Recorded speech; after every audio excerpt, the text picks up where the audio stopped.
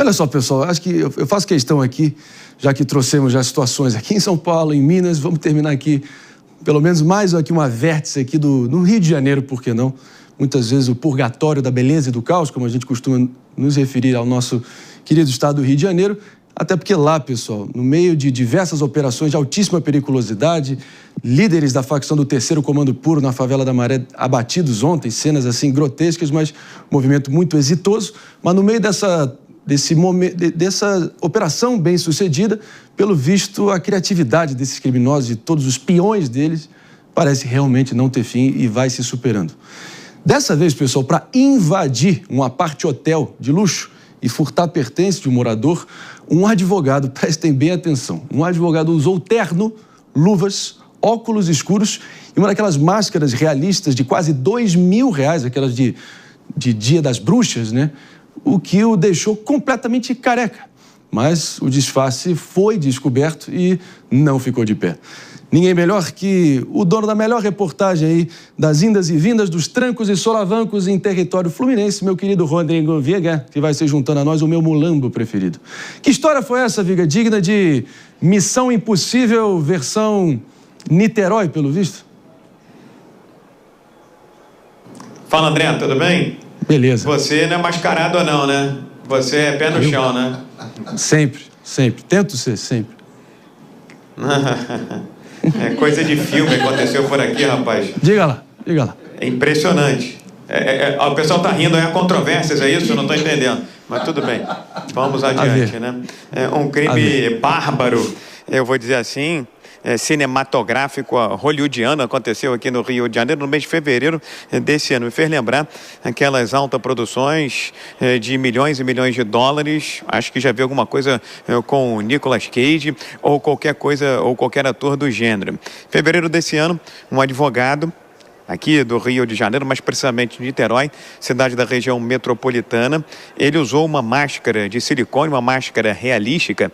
Ele é cabeludo, tá? Mas essa máscara era de uma pessoa calva, de uma pessoa careca, para entrar em um apart-hotel no Gragoatá, em Niterói, na região metropolitana do Rio de Janeiro, invadir um apartamento desse apart-hotel. Qual era o objetivo?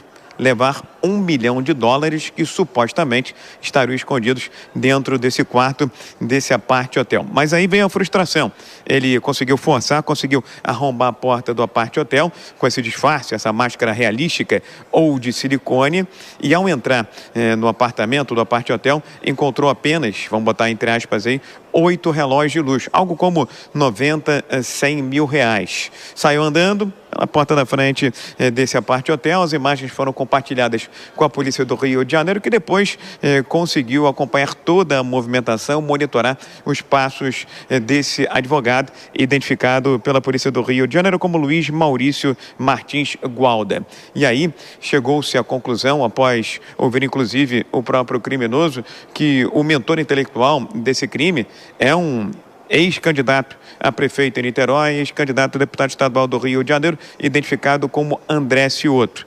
A polícia foi às ruas do Rio nas últimas horas para tentar cumprir 2 mandados de busca e apreensão em endereços ligados a esse ex-candidato a vice em Niterói, na região metropolitana. Esteve na casa da mãe dele, no próprio endereço de luxo desse candidato a deputado estadual, que é empresário, mas acabou não encontrando. O objetivo era cumprir um mandado de busca e apreensão. Porém, pouco tempo depois, logo na saída da polícia, veio a decisão da justiça pelo mandado de prisão contra esse empresário, mentor do crime com a máscara de silicone. Mas ele já estava evadido, como se diz na linguagem da polícia, já estava foragido e agora segue sendo procurado pelas autoridades fluminenses. É o caso da máscara de silicone realística, que remete às grandes produções norte-americanas da 7ª arte, meu caro André. Não dá para ter qualquer outra reação, né, Viga? Puro suco de Rio de Janeiro da pior maneira possível. E, desculpa, você vê um advogado criminalista roubando, é mais ou menos você flagrar a sua nutricionista num rodízio de pizza, só que muito pior, até porque ele está aí para, em tese, ser um agente da lei. É inacreditável. Obrigado, Viga, pelos esclarecimentos. Valeu, Marinho. Tamo junto. A gente segue adiante aqui, pessoal. David Tassi, que, assim, Eu juro pra você, tinha um lado meu aqui, bem aqui interno, que eu estava esperando que em algum momento a gente ia repercutir algum caso que ia rolar essa máscara, porque chega a ser clichê, chega a ser previsível. Pegou a máscara mais previsível, que é aquele homem careca, bigodudo, com aquela cara, enfim, caída, enrugada.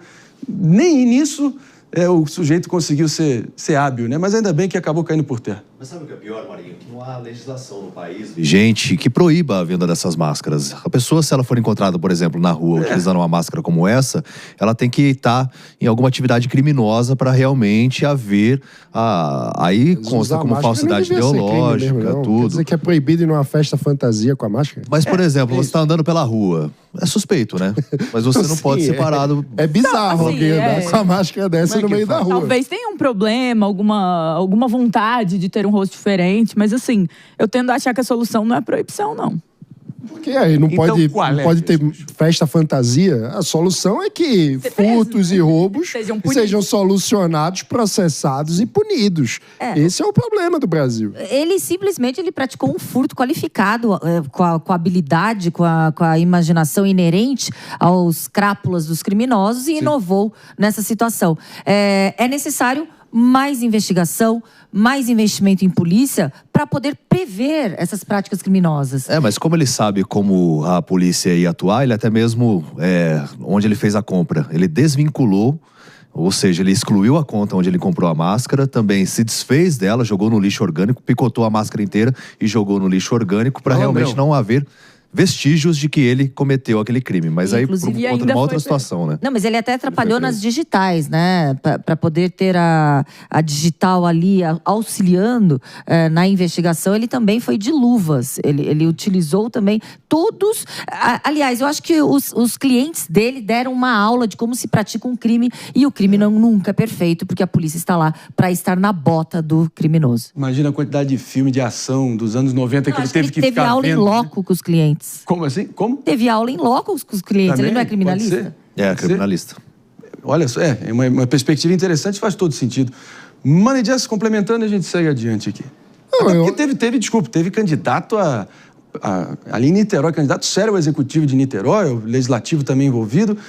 Pelo visto, até algumas informações que são pessoas ligadas ali com gente que tem cargo no governo do estado. A gente vai trazer aqui essa apuração no detalhe aqui, porque realmente mostra uma situação mais complexa e cabeluda do que a gente imagina até.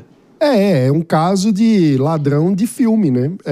Que faz toda a caracterização, que tenta criar subterfúgios para supostamente cometer o crime perfeito, mas como disse a delegada Raquel, o crime perfeito não existe.